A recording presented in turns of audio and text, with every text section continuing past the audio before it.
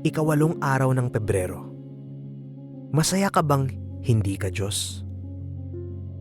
O si Yahweh ay purihin ng lahat sa daigdigan. Purihin ang lakas niya at kanyang kaluwalhatian. Mga awit, ika-siyamnaput-6 na kabanata, talata 7. Heto ang bahagi ng karanasang tinutukoy ng salmista kapag sinasabi niyang purihin ninyo ang o magbigay kayo ng lakas ng Panginoon. Ano ang ating ginagawa kapag pinupuri natin ang lakas ng Panginoon? Una, by God's grace, nabibigyan natin ng pansin ang Diyos at nakikita natin na siya'y malakas. Namamalas natin ang kanyang kalakasan. Pagkatapos ay ibinibigay natin ang ating approval sa kadakilaan ng kanyang lakas. Isinasaalang-alang natin ang kahalagahan nito. Tinuturing nating kamangha-mangha ang kanyang lakas. Ngunit nagiging isang giving kind ang pagkamangha natin. Magbigay kayo sa Panginoon ng kalakasan.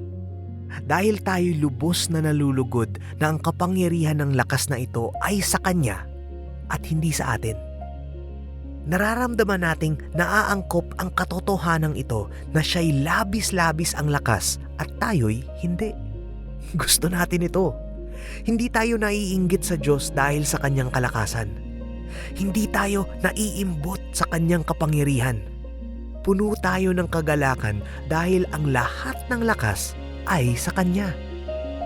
Nagdiriwang ang ating buong kalooban na makita ang kanyang kapangyarihan.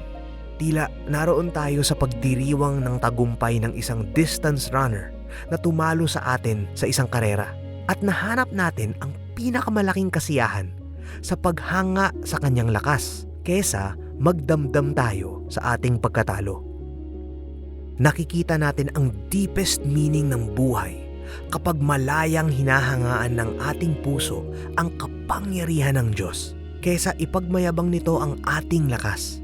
O isipin man lang ito, matutuklasan natin ang isang napakahalagang bagay. Kasiya-siya ang hindi pagiging Diyos at ang pagsuko ng lahat ng kaisipan at pagnanasa na maging Diyos. Sa pagbibigay pansin natin sa kapangyarihan ng Diyos, nauunawaan natin na nilikha niya ang sanlibutan para rito.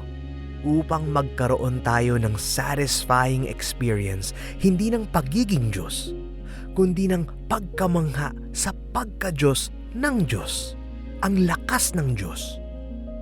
Dumadating sa atin ang payapang pag-unawa na ang pagkamangha sa walang hanggan ay ang all-satisfying na katapusan ng lahat ng bagay.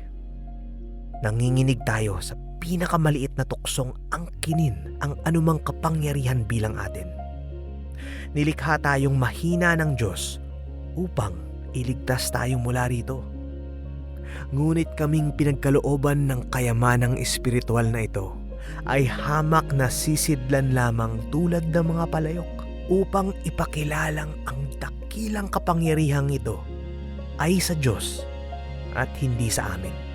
2 Korinto, 4 na kabanata, talata 7. O anong dakilang pag-ibig ito na ililigtas tayo ng Diyos mula sa pagpapalit ng walang hanggang taas ng paghanga sa kanyang kapangyarihan para lamang sa walang saysay na pagtatangkang ipagmayabang ang ating sariling lakas. Isang dakilang kagalakan ang hindi makita ang ganoon at sa halip ay masilayan ang Diyos.